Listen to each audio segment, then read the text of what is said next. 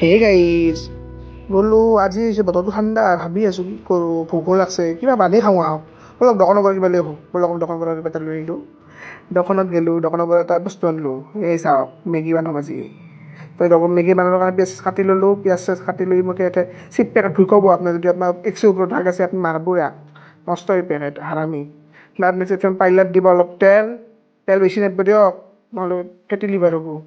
মোক তেল অলপ দিলোঁ তেলটো গৰম হ'ব দিব গৰম হ'ব দিয়াৰ পিছত বেলেগ একো কৰিব নালাগে আৰু নহৰুখিনি অলপ ঢালি দিলাক নহৰুখিনি ঢালি দিয়াৰ পিছত তাতে আৰু কি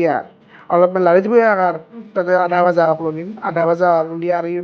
পেষ্টটো বাঢ়ি যায় আৰু কি হ'ব কান্দে তাতে দিব পিঁয়াজ পিঁয়াজখিনি অলপ লাৰি চাৰি দিলোঁ পিঁয়াজখিনি দি অলপ লাৰি চাৰি দিব লাৰি চাৰি দিয়াৰ পিছত দেখছে পূৰা গৰম আছে সেইকাৰণে পিঁয়াজে চিটকি হ'বগৈ অলপ সাৱধান তাৰপিছত আৰু কি লাৰি থাকক আৰু লাৰি থকাৰ পিছত দিলোঁ অলপমান নিমখ ইয়াতে নিমখ দি ভিতৰত অলপমান আলু লাৰি দিলোঁ লাৰি চাৰি দি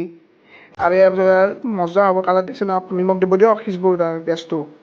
মই দিলোঁ মেগী পেকেট দি দিলোঁ এনেকৈ মেগী পেকেট ভাজি দিব ভালকৈ ভাজি দিয়াৰ পিছত বেলেগ আৰু কি কৰিব লাগে পানী লওক 1 গিলাচ পানী এনেকৈ ঢালি দিয়ক আৰু পানী গিলাচ লৈ এনেকৈ ঢালি দিয়ক ঢালি দিয়াৰ পিছত কি 5 মিনিট উহাব দিয়ক উহাব দিলেহে মেগী হ'ব নহ'লে হ'বাতো নাই লাষ্টত উহাৰ পিছত মছলাটো ঢালি দিব মছলাটো ঢালিয়ে টেষ্ট আহিব অৰিজিনেল আৰু ইমুখে জ্বালা যদি কোনোবাই খায় বেছিকৈ জ্বালা এনেকৈ ঢালি দিয়ক অলপমান জ্বালাৰ গুড়া জ্বালা দিয়াৰ পিছত আমাৰ ফাইনেলি হৈ গ'ল মোৰ মেগী মই খাব এতিয়া তো মজা তো 1 চামুচ খাই চাব ৰ'ব